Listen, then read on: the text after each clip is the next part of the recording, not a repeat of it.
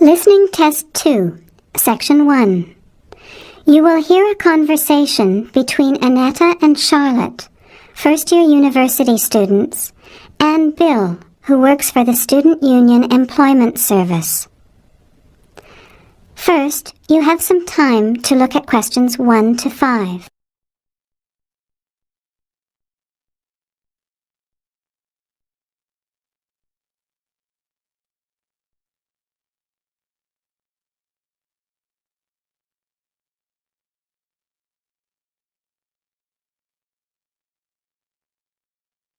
Notice that an example has been done for you. This time only, the conversation relating to the example will be played first. Hi Bill, this is my friend Charlotte. She's doing first year science too. The student is in first year science, so you write science on the form. Now, let's begin. Answer the questions as you listen. You will not hear the recording a second time. Listen carefully to the conversation and answer questions 1 to 5.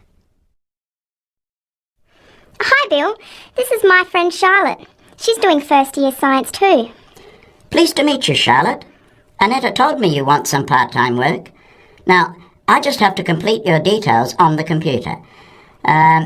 What's your surname? Johnston. With an E? Yes, Johnstone.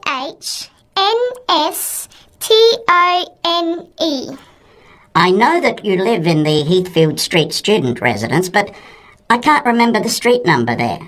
It's 126. 126. Good. And the phone number? Well, actually, I never give people that number because sometimes nobody answers or they forget to pass on the messages. So, I bought a mobile phone yesterday, but I can't remember the number. I think it's 0414 847 748. I'll just check. No, sorry, not 748. It's 749.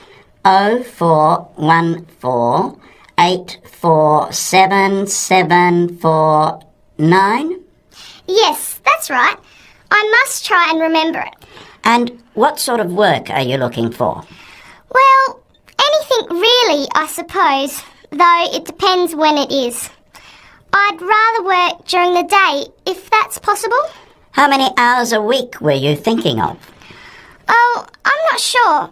Maybe about 10. But I need to keep at least 2 days a week free for study. Do you have any work experience? Not much, though I used to help in my uncle's shop when I was at school. Okay, well, I'll put it in, but we don't usually get shop work. What about gardening? I'd rather not. Everything I touch dies. What other kinds of work are there? Well, there's a lot of demand for house cleaning, fast food preparation and kitchen work and pizza delivery if you've held a driving licence for 12 months. I'm not sure. Can I have a look at the vacancies while you talk to Annetta? You now have some time to look at questions 6 to 11. As you listen to the rest of the conversation, answer questions 6 to 11.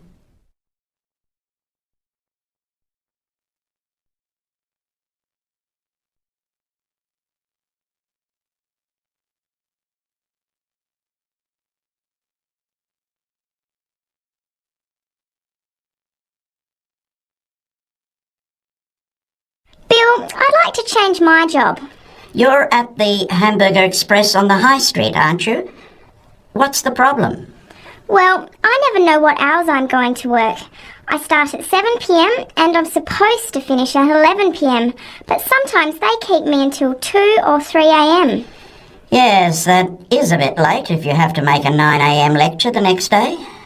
And the other thing is the pay.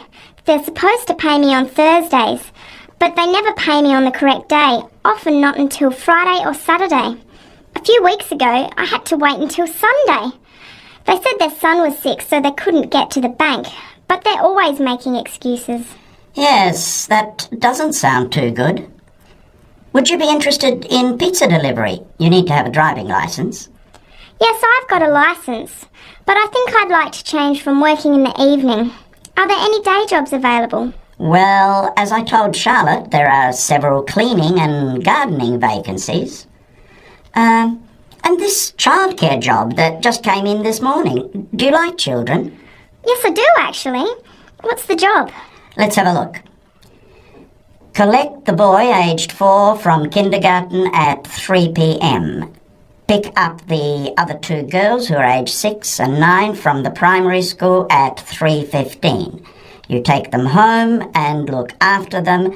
The parents will be home by 7. That sounds quite good. What about the pay? It's the same as you're earning now, 4 hours a day, Monday to Friday, so 20 hours a week. You need to contact Mrs. Alicia Thompson. Her phone number is 91045629 and she lives in Springfield. I've never been to Springfield. I hope I don't get lost. Don't worry. It sounds quite straightforward. Let's have a look at the street directory. The Thompsons live here in Tulip Street, number 252. So you catch the 631 bus, get off here next to the post office in Daisy Terrace. Walk past the post office to the corner, and on the opposite corner is the kindergarten. Then walk down Daffodil Place and cross over to the primary school. Then keep going down Daffodil Place to the corner and turn right into Tulip Street. That is the end of section 1. You have half a minute to check your answers.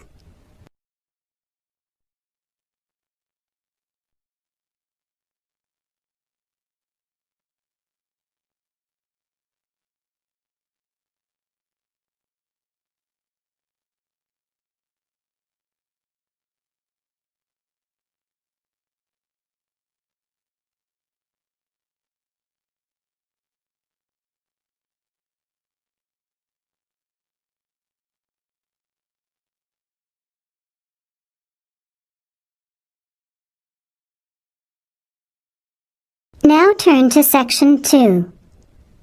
Section 2. You will hear the overseas student officer talking to some new students about the arrangements for an excursion to Ironbridge.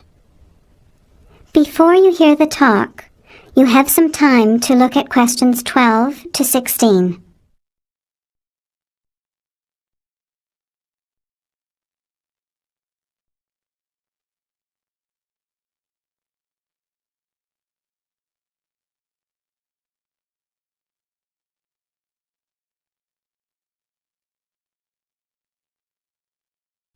Now, listen carefully to the first part of the talk and answer questions 12 to 16. Hello everyone, my name is Pamela Sutcliffe and most of you already know that I'm the Overseas Student Officer here at Salopian Technical College. Next Tuesday, the 28th of September, we have arranged an excursion for all new students to the important historical town of Ironbridge. We are hoping you'll all come, because not only is the history of Ironbridge very important and interesting, but also an excursion like this is a relaxed and fun way to get to know each other. Ironbridge is about 55 kilometres from here, and we'll be travelling by the college bus, which holds 40 people. If there are more than that, we'll bring a couple of staff cars as well, though I might ask you to indicate on the list if you have a car and would be willing to take a couple of passengers. The list I'm referring to is up there on the student notice board, and if you would like to come on Tuesday, would you please add your name as soon as possible? By the way, could you please print your name clearly? I know some people have wonderful signatures, but often I'm afraid I can't read them, which can cause problems. So if we need to transport and you could bring your car, can you tick the car column next to your name? Could you also add your student number and your telephone number, just in case there are any last-minute changes and we have to contact you? The other information I need to give you is about lunch. There's a very nice little restaurant in Ironbridge which gives a 15% discount to the college when we bring groups.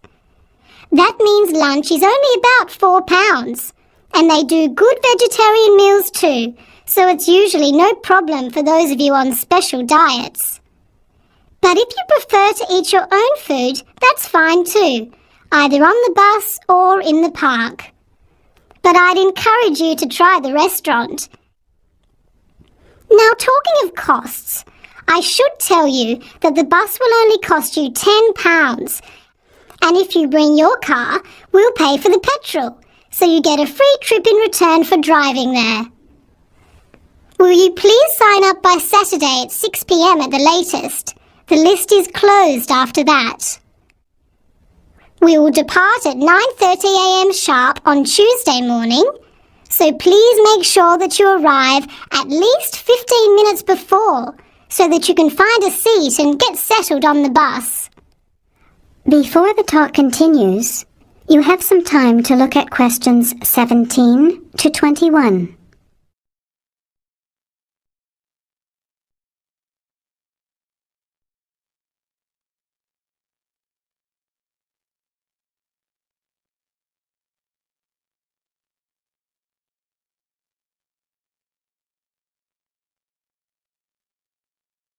Now, as the talk continues, answer questions 17 to 21. The college bus garage is behind the engineering workshop. It's quite easy to find. If you come here to the Student Union building, then walk east down the avenue until you get to the childcare centre on your left, and then turn left and walk past the sports centre and the tennis courts, which are both on your left. Cross over Central Square, and opposite you is the engineering workshop.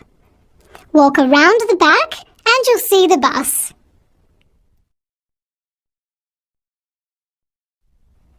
Please wear comfortable shoes, as we'll be walking around Ironbridge and be on our feet for most of the day.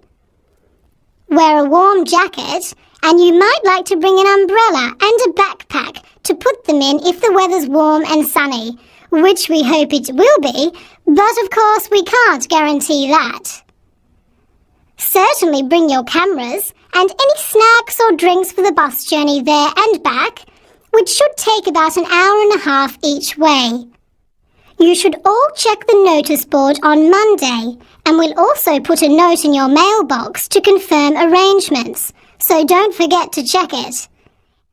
Now, why are we visiting Ironbridge? Well, Iron Bridge, as the name suggests, has got the original Iron Bridge. That is, the first ever iron bridge in the world. It was the birthplace of the Industrial Revolution, and for 40 years it led the world, as Britain changed from an agricultural society into an industrial one. It's hard to imagine today that this pretty, sleepy little tourist town was one of the most important places in England for over a century. Just imagine, 200 years ago, people from all over Europe and even North America came to Ironbridge to learn about what was then the latest technology. Today it is listed as a World Heritage Site by the United Nations, as they consider the unique collection of industrial monuments, rank it alongside the Grand Canyon, the pyramids, and the Great Barrier Reef. One place that's fun to visit is Blist Hill, which is a reconstruction of a small Victorian industrial town where people are working and living as they did 100 years ago. I hope you'll enjoy the day. It's been a very popular excursion in previous years, so I'm looking forward to going again next Tuesday. Now don't forget to put your name on the list as soon as possible. That is the end of section 2. You have half a minute to check your answers.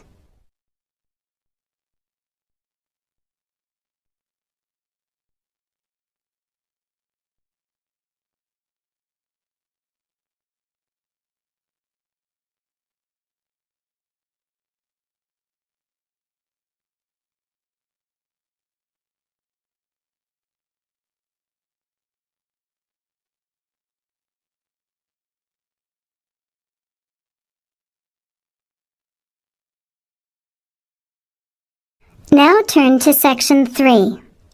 Section 3.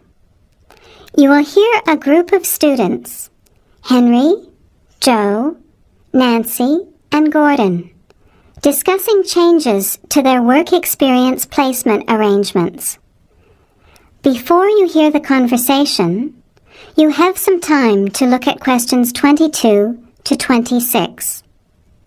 The first two student arrangements have been done for you as examples.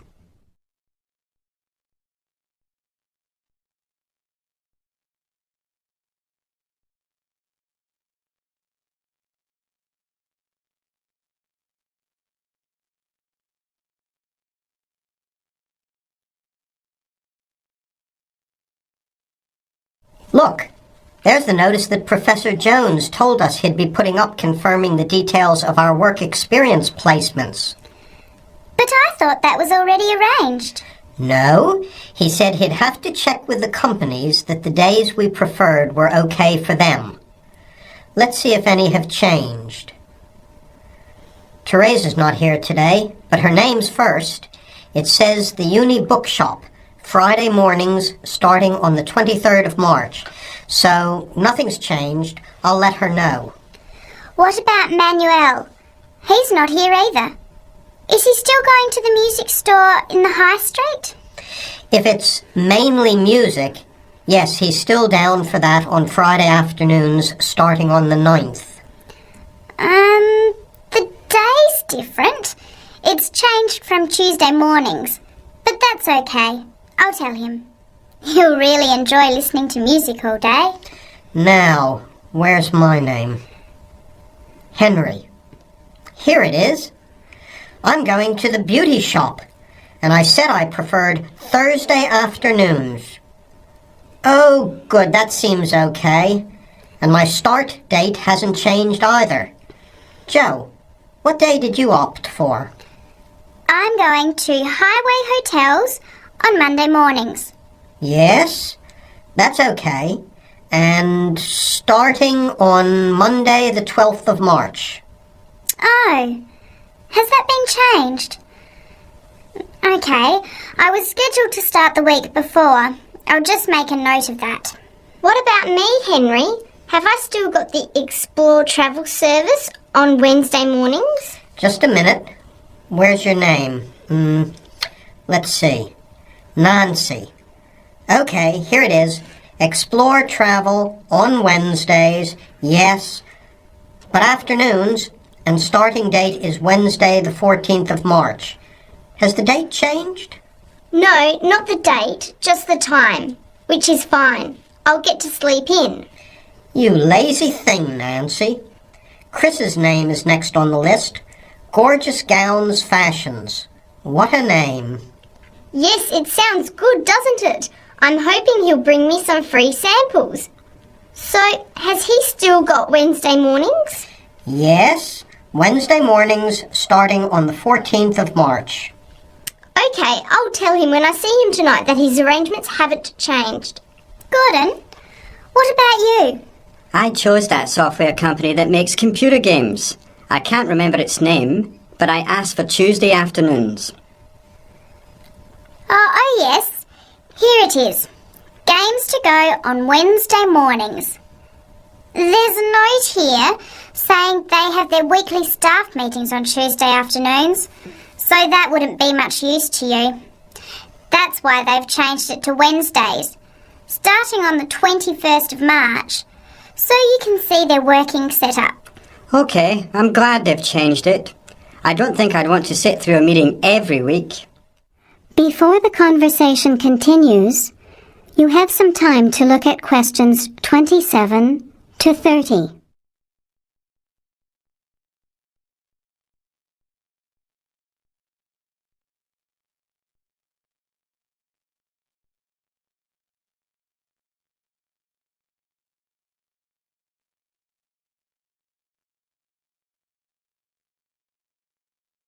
Now, as the conversation continues, answer questions 27 to 30.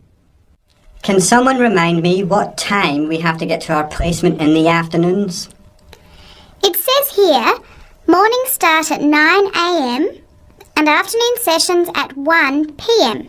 Oh, that's a shame. I thought Professor Jones was going to change it to 9:30 a.m. and 1:30 p.m. Yes, he did say that he'd try to make it later, but obviously that wasn't possible.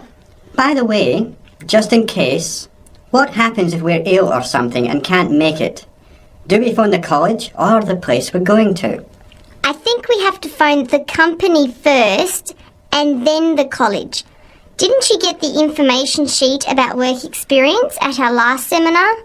No, I missed it because I had to go to the dentist. What else did it say?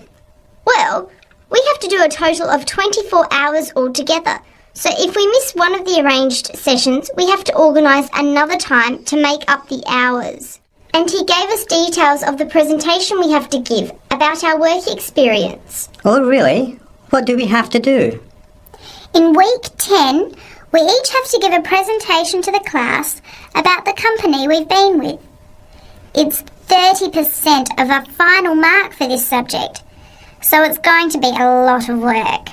Yes, he's expecting us to do a lot of research while we're there so that we can outline the history of the company, its management structure, number of employees, other branches, etc.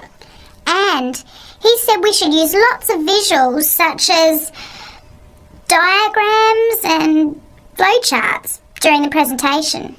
Yes, and we should also include what we did each week, the different departments of the company or positions that we observed, and try to relate what we saw to our studies so far. He gave examples like management style, accounting systems, information technology, and so on. You were right. It sounds like lots of work. That is the end of section 3. You have half a minute to check your answers.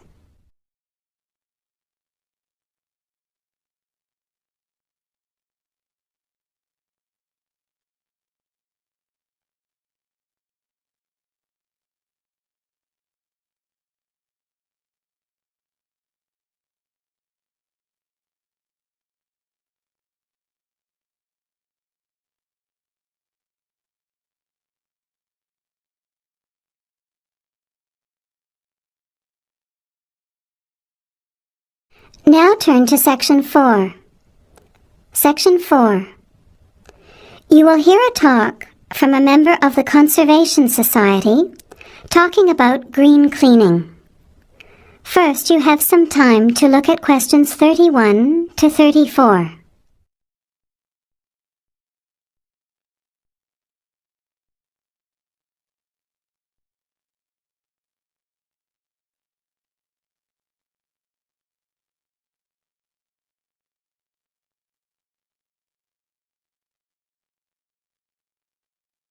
Now, listen carefully to the talk and answer questions 31 to 34. Good morning, everyone. It's a pleasure to be here as a representative of the Conservation Society to talk to you about green cleaning. In other words, about ways you can help to save the environment at the same time as saving money. I'll start with saving money, as we're all interested in that, especially students who are living on a tight budget. Probably none of you has sat down and calculated how much you spend on cleaning products each year. Everything from dishwashing detergent, window cleaners and so on, through to shampoos and conditioners for your hair, and then those disasters. Products to get stains out of carpets or to rescue burnt saucepans. I can see some nods of agreement. Even if you don't spend a lot of time on housework, you'd end up spending quite a lot of money over a period of time, wouldn't you? We can save money on products and also use products which are cheap, biodegradable and harmless to the environment. These I will call green products. Unfortunately, most cleaning products on sale commercially are none of these, and many of our waterways and oceans are polluted with bleach, dioxins, phosphates, and artificial colourings and perfumes. Also, think how many plastic bottles each household throws away over a year. They'll still be around in landfill when you are grandparents. So we often feel there's nothing we can do to make a difference, but we can. The actual recipes are on handouts you can take at the end of the talk. The sorts of ingredients I'm referring to are things like bicarbonate of soda, eucalyptus oil, ammonia, vinegar, lemons, pure soap. Lastly, many people find they are allergic to modern products. So for all you asthma sufferers, keep listening. Nothing in these recipes should cause you any problems. An end to itching and wheezing. Now you have some time to look at questions 35 to 40.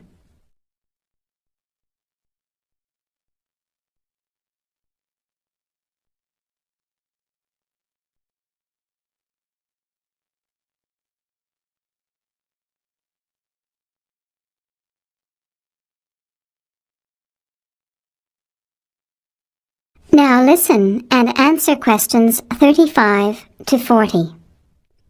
So, let's start with spills and stains. Soda water is wonderful as an immediate stain remover. Mop up the excess spill. Don't rub, but apply soda water immediately. It's great for tea, coffee, wine, beer and milk. As is salt or bicarbonate of soda, which will absorb the stain. Then vacuum when dry and shampoo if necessary.